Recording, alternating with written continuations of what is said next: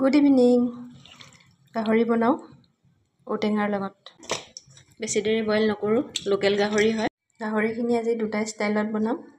এখিনি বনাম মাহৰ দালিৰ লগত আৰু এখিনি বনাম ঔটেঙাৰ লগত। মাহৰ দালিৰ লগত বনোৱা ৰেচিপি মোৰ দিয়া আছে ইউটিউবত, চাবচোন আপোনালোকে। গৰম হৈছে, পিঁয়াজখিনি দি দিওঁ। 3টা শুকান জলকীয়া দি দিছোঁ, আদা ৰচুন দিছোঁ আৰু বেলেগ মছলা মই নিদিওঁ গাহৰিত। কাটি লোৱা ঔটেঙা কেইপিচ দি দিম। এতিয়া মই গাহৰিখিনি ঢালি দিম। এইটো হালধি নিমখ দি দিম, ভালদৰে এবাৰ লৰাই দিওঁ, তাৰপিছত ঢাকন লগাই ৰাখি দিম।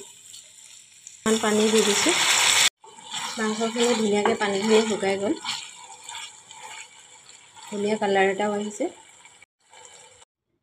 ঔটেঙা গাহৰি, মাহৰ দালি গাহৰি, বইল, চালাড আৰু এয়া ভাত।